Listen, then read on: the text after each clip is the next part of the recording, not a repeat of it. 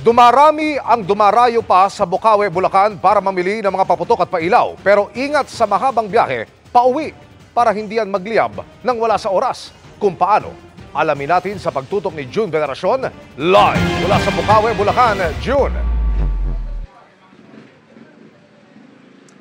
Emil, hindi tulad ng mga nakarang araw ay wala ng patid yung pagdating ng mga namimili ng paputok at pailaw dito sa Bocaue, Bulacan. 24 oras ang bukas sa mga tindahan dito para yung mga nais makaiwas sa matinding traffic ay magkakaroon pa rin ng pagkakataon na bumili kahit alanganing oras na.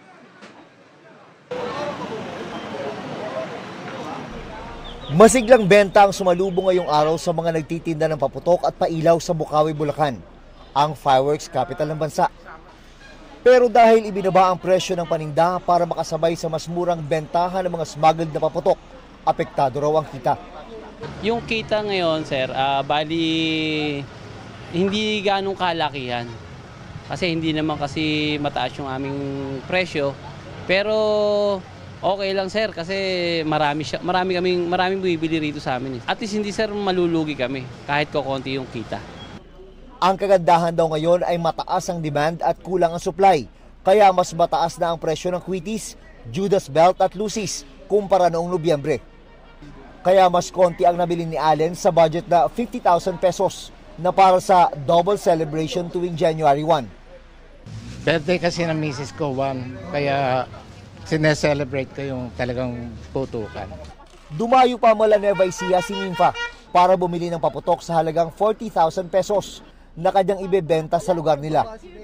Konti lang po ikita, basta ma-dispose lang kaagad.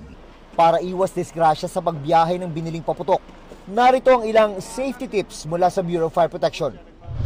Siguruhin hindi direktang tamaan ng sikat ng araw ang inyong binili. Huwag galawin ang packaging para hindi lumitaw ang mitsa. Iwasan ang paninigarilyo habang bumibiyahe. At pagdating sa bahay, ilagay ang paputok sa ligtas na lugar. We have to remember, sir, that fireworks and pyrotechnics are simply bombs that we tolerate during the Christmas and the New Year season. So, kaya nito mag-cause ng damage, kaya nito mag-cause ng harm to both lives and properties. So, we have to be very careful sa pag-transport nito. Sa mga gustong makasiguro, meron namang alternatibong pampaingay. Mas ligtas po ito. Binubombahan lang po. Okay na po, mas maigi na po.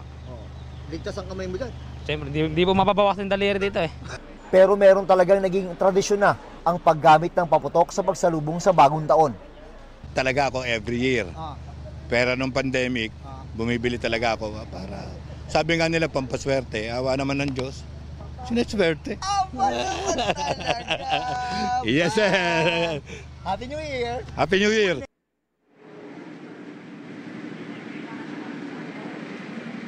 At para masiguro, Emil, yung kaligtasan ng mga namimili at yung mga nagtitinda, bukas ay mag-i-inspeksyon at magbibigay paalala dito sa Bocaue, Bulacan ng mga taga Bureau of Fire Protection, lalo na ngayong inaasahan na mas dadami pa yung mga mamimili ngayong weekend at habang papalapit ang pagpapalit ng taon. Balik sa Emil. Maraming salamat, June Veneracion.